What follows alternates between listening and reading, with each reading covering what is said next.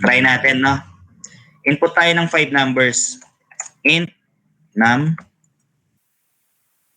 So, 5 yung i-input natin. So, ganyan siya. Hindi natin bibigyan ng value.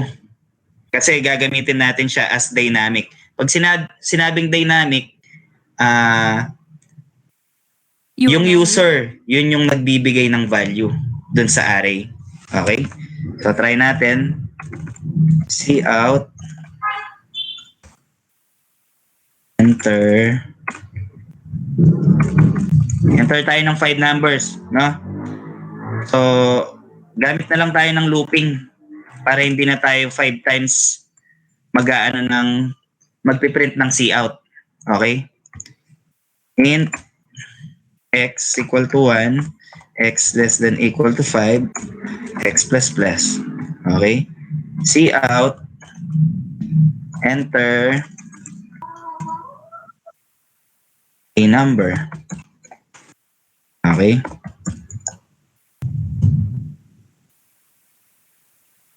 Then, end line. So, kung i-run natin to, compile and run, so, ganyan yung itsura niya. But, gusto ko nakakapag-input tayo ng number. So, ano yun? Cin x so, dapat mag-start tayo into 0 yung counting ng looping natin, no? Then equal to 4. Ayan siya. Then, yung num, ilagay na lang natin dito yung value ng x, which is dito. Ayan siya. Okay. Enter a number. Letter pala yung na-enter ko. Galin na natin to. Ayan siya. So, nakakapag-input na tayo ng 5 numbers. Ayan. No? Paano kung gusto kong i-print yung sum ng 5 numbers na yan? So, syempre, declare tayo ulit ng isang variable which is sum. So, initial value niya is 0. No? So, lagay mo lang dito, sum is equals to sum plus num x. Ayan siya. Or pwede mo namang gawin ganito para mas maikli yung code. Parehas lang naman din yun eh. Sum is equals to sum plus num and sum plus equal to num. Parehas lang yun. No? Then cout. Sum is, tawagin mo si sum. Yan natin kung tama. 3, 2, 4, 3, 5. 3 plus 2, 5 plus 4, 9 plus 3, 12 plus 5, 17. O run ulit natin. Check natin kung tama. 1, 2, 3, 4, 5. The sum is 15. Tama. Ayan siya, oh.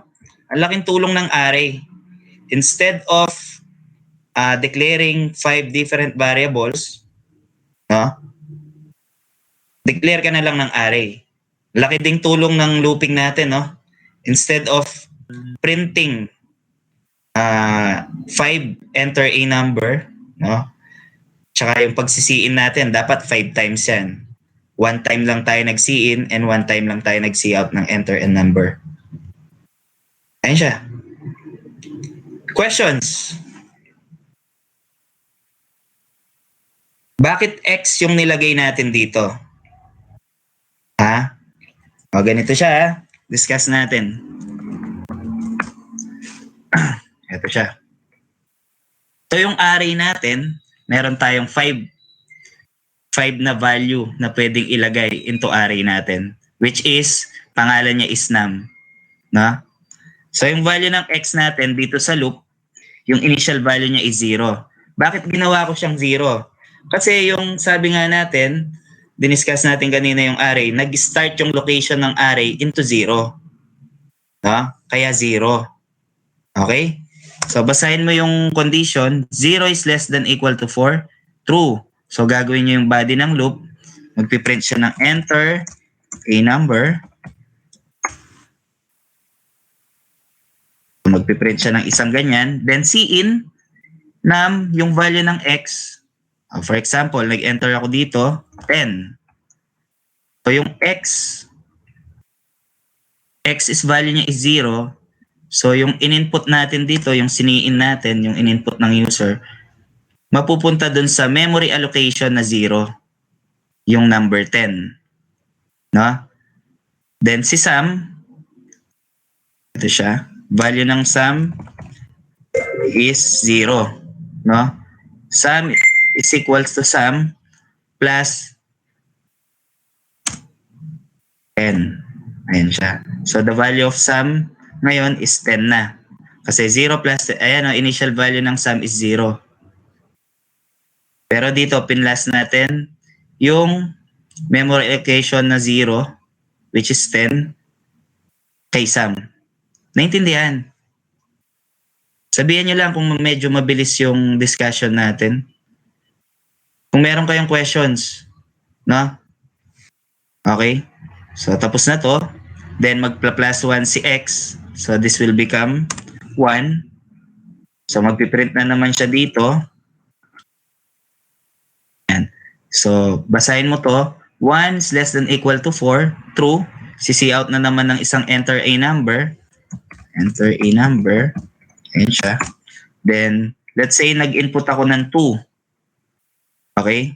So, ano yung memory allocation ng x natin or yung array natin? So, magiging 1 na. So, yung pangalawang value ng array natin is 2. Ayan o. Ito siya. So, kanina, yung value ng sum natin is 10. So, magpa-plus 2 yan. Ayan siya. Next, pa-plus 1 na naman to, magiging 2.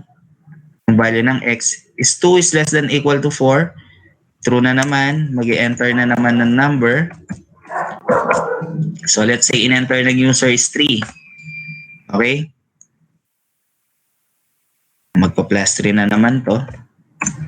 Then magiging 3 yung value nito. So 3 is less than equal to 4. True na naman. I-print niya na naman yung enter a number.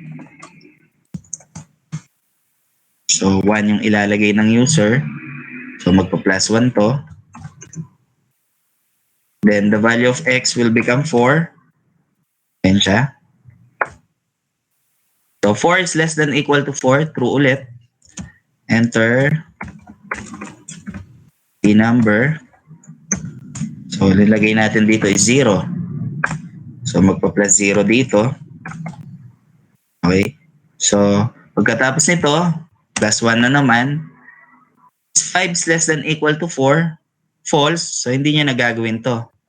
O bababa na siya. Gagawin niya naman itong cout. The sum is yung value ng sum. Ito pinlast niya. 10 plus 2 plus 3 plus 1. The sum is ano ba siya? 16. Okay. So ganun siya. Questions about arrays. Ano yan? Birch tree. Lalabas po siya sa... Naintindihan? Class?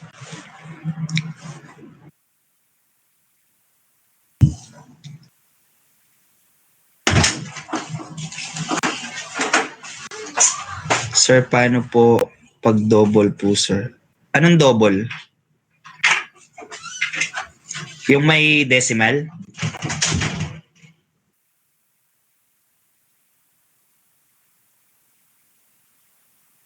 Yung may decimal yun? Try natin, no? Double.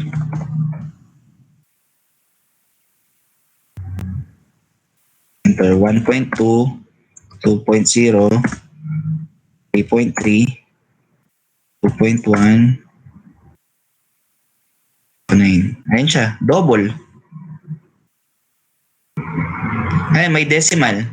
Double or float? Papalitan po yung int. Papalitan lang yung data type. Data type yung tawag doon. Yung mga integer, string,